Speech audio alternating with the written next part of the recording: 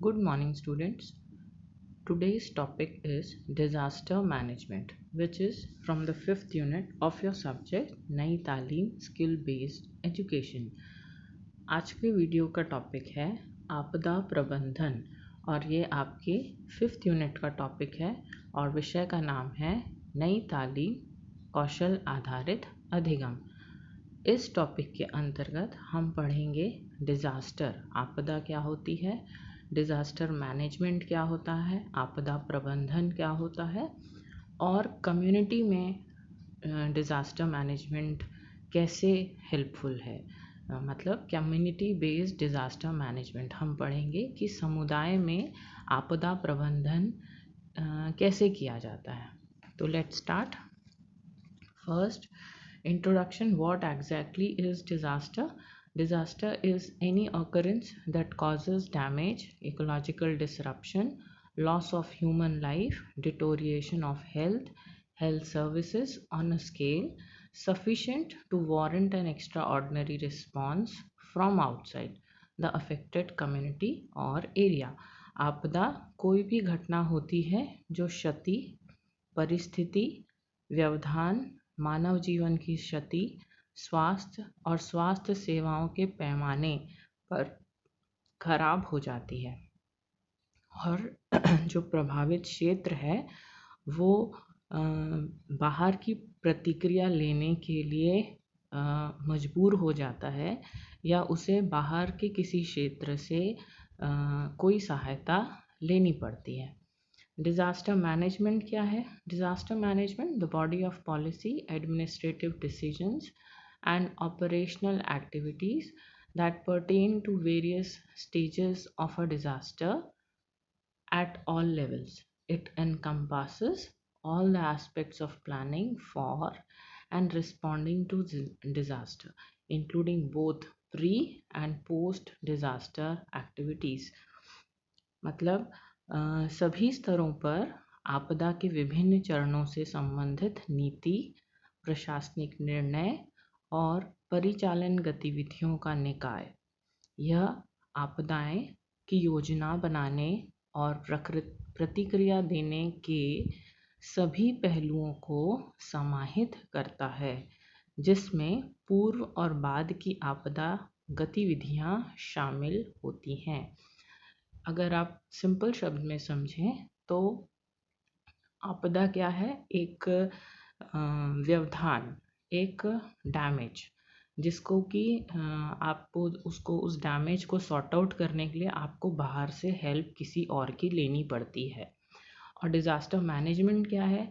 कुछ ऐसे administrative decisions या पॉलिसीज़ बनाई जाती हैं या उस समय ऐसे गतिविधि की जाती है जिससे कि वो आपदा से आपको निजात दिया जा सके, ऐसी प्लानिंग की जाए। अगर आपको पहले से पता है कि ऐसी कोई आपदा आने वाली है तो आप उसके लिए प्लानिंग करते हैं, और अगर आपदा आ चुकी है, डिज़ास्टर हो चुका है, तो उस सिचुएशन में हमें क्या करना है और उसके बाद जब हो चुकी है आपदा, उसके बाद हम क्या क्या कर सकते हैं कि कम से कम डैमेज हो, कम से कम नुकसान हो। Definition: according to WHO, a disaster can be defined as an occurrence of either natural or man-made that causes human suffering and creates human needs that victim cannot alleviate without assistance. WHO के अनुसार एक आपदा को प्राकृतिक या मानव निर्मित घटना के रूप में परिभाषित किया जा सकता है जो मानव पीड़ा का कारण बनता है और मानव की ज़रूरतों को पैदा करता है, जिसे पीड़ित बिना सहायता के समाप्त नहीं कर सकता। मतलब ऐसी प्रॉब्लम जिसमें आप सफ़र करते हैं और बिना किसी और के हेल्प के, असिस्टेंस के आप उस प्रॉब्लम से बाहर नहीं आ सकते। डिज़ास्टर्स जैसे कि आपको पता ही होगा, फ्लड है, बाढ़ आ जाना है ना, वॉल्केनो, ज्वालामुखी, या आंधी आना, तूफान आना, या कोई एपिडेमिक, या जैसे हमारा अभी कोरोना वायरस ही आप देख रहे पैंडेमिक है।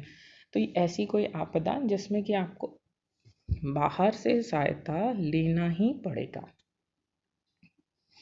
टाइप्स ऑफ डिजास्टर, कितने प्रकार की आपदा होती है? मेनली 2 प्रकार की होती है, एक नेचुरल और एक मैन मेड, यानी कि प्राकृतिक और मानव निर्मित। प्राकृतिक के अंतर्गत 3 कैटेगरीज हैं। Natural disaster are divided into 3 categories: meteorological, that is मौसम संबंधी; जियोलॉजिकल यानी भूवैज्ञानिक आपदा; और एनवायरमेंटल या बायोलॉजिकल डिजास्टर, जिसे कि हम पर्यावरण संबंधी विपदा या आपदा कहते हैं।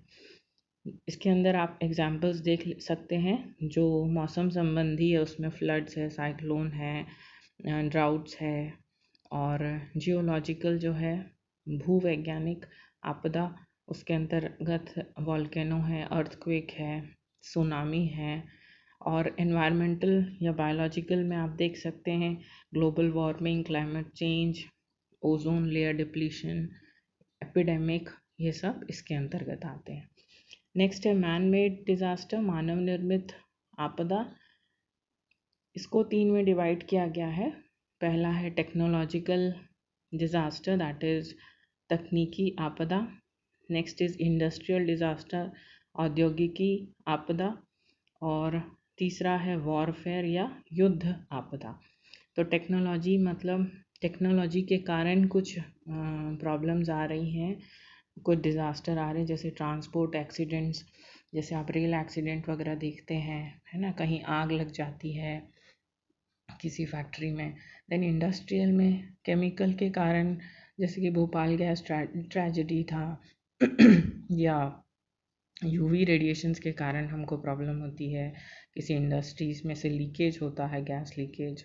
फिर वॉरफेयर यानी कि युद्ध के कारण कुछ आपदा आती है, तो वो इसके अंतर्गत रखा जाता है।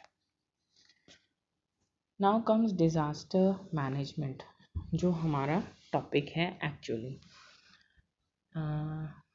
A continuous and integrated process of planning, organizing, coordinating and implementing the measures which are necessary and expedient for ऐसी प्रक्रिया या ऐसी उपाय की योजना, आयोजन, समन्वय और क्रियान्वयन, जो सतत और एकीकृत प्रक्रिया है, जिसके लिए हम कुछ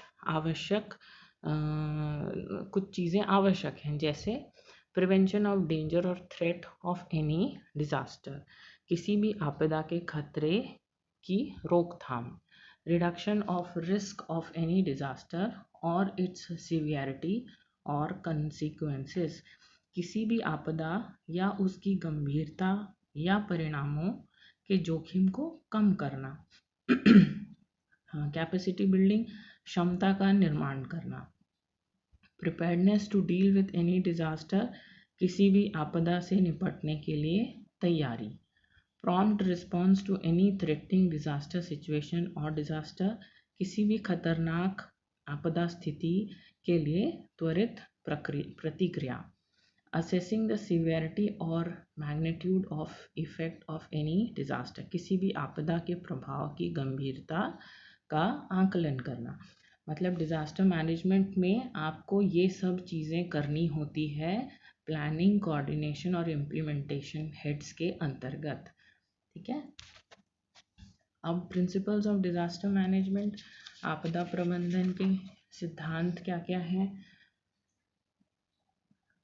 मिनिमाइज द कैजुअलिटीज, हताहतों की संख्या कम करना।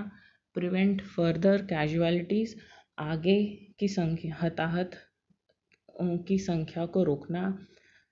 रेस्क्यू द विक्टिम्स, पीड़ितों का बचाव करना। फर्स्ट एड, प्राथमिक चिकित्सा। मेडिकल केयर, चिकित्साई देखभाल। Reconstruction, Navnirman. Disaster management is the responsibility of all spheres of government, सभी सरकारी क्षेत्रों की यह जिम्मेदारी है। आप किसी पर भी बोल नहीं सकते कि ये मेरा डिपार्टमेंट नहीं है, मैं इसको नहीं देखूँगा।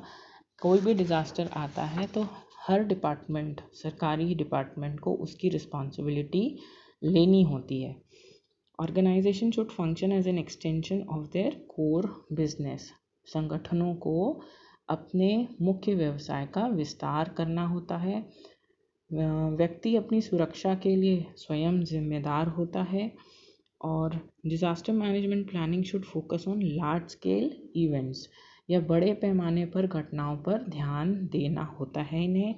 और they should recognise the difference between incidents and disasters. जो डिज़ास्टर मैनेजमेंट का सबसे पहला कार्य क्या है कि वो घटना और आपदा के बीच में अंतर को पहचाने, मतलब सीरियसनेस, उस पर्टिकुलर इवेंट में जो सीरियसनेस है उसको ठीक से जज करे। ये है डिज़ास्टर मैनेजमेंट साइकिल। इसके अंतर्गत चार प्रक्रियाएं होती हैं। पहला है, हम इसको प्री इम्पैक्ट, इम्पैक्ट और पोस्ट इम्पैक्ट फेज़, ऐसे 3 फेजेस में बांट सकते हैं। तो प्री इम्पैक्ट मतलब तैयारी वाली स्टेज हो जाएगी। इम्पैक्ट यानी जब एक्चुअल घटना हो रही है तब। और पोस्ट इम्पैक्ट माने जब घटना हो चुकी है उसके बाद हम क्या क्या कर सकते हैं। तो इन 3 फेज़ को हम 4 स्टेप्स में डिवाइड करते हैं। पहला है प्रिपरेशन, दूसरा है रिस्पॉन्स। पहला यहाँ पे मिटिगेशन को भी हम शमन बोल सकते हैं। देन प्रेपरेशन तैयारी, रिस्पॉन्स प्रतिक्रिया, और रिकवरी पुनर्प्राप्ति। तो मिटिगेशन यानी शमन, आपदा के परिणामों को कम करने के लिए उपाय किए जाते हैं, जैसे बिल्डिंग कोड, जोनिंग, भेद विश्लेषण, ये सब। यहाँ पे हम पहले से उस सिचुएशन को एनालाइज करते हैं। फिर प्रिपरेशन में हम तैयारियां करते हैं कि कैसे क्या क्या किया जा सकता है, उस जगह को वैकेट किया जा सकता है, वहाँ का ट्रैफिक रोका जा सकता है और लोगों को चेतावनी दी जा सकती है। फिर रिस्पॉन्स प्रतिक्रिया में हम क्या करते हैं, जो प्रारंभिक कार्रवाई है इनिशियल स्टेज पे वो सब हम कर सकते हैं। और पुनर्प्राप्ति या रिकवरी में हम क्या करते हैं, जो आपदा जब घटित हो जाती है, समाप्त हो जाती है, उसके बाद वहाँ की सिचुएशन को सामान्य करना, वापस सामान्यता की ओर लौटाना, और जितना कम से कम जो नुकसान हुआ है उसको कम से कम प्रभावित होने देना लोगों पर। वहाँ पे टेम्प्ररी अरेंजमेंट्स करना ताकि जो लोग वहाँ पे सफ़र किए हैं वो जल्दी से जल्दी रिकवर कर सकें। यही 4 प्रोसेस जो मैंने अभी बताया, मिटिगेशन जिसको कि हम शमन कहते हैं, प्रिपेयर्डनेस यानी तैयारी, प्रतिक्रिया यानी रिस्पॉन्स, और पुनर्प्राप्ति यानी कि रिकवरी। मिटिगेशन में हम जितने रिजल्ट्स जो हैं डिज़ास्टर के उनको मिनिमाइज़ करने की कोशिश कर रहे हैं। प्रिपेयर्डनेस तैयारी में हम प्लानिंग बहुत अच्छी से कर रहे हैं ताकि जब वो आपदा आए तो कम से कम इमरजेंसी सिचुएशंस हो। रिस्पॉन्स जब वो हो चुका है, event takes place, it involves effort, जितने कम से कम हम नुकसान वहाँ पे होने दें, ऐसी जो तैयारी है, जैसे कि वो जगह खाली कराना, वहाँ पे रेस्क्यू सिस्टम्स लागू करना, ये सब।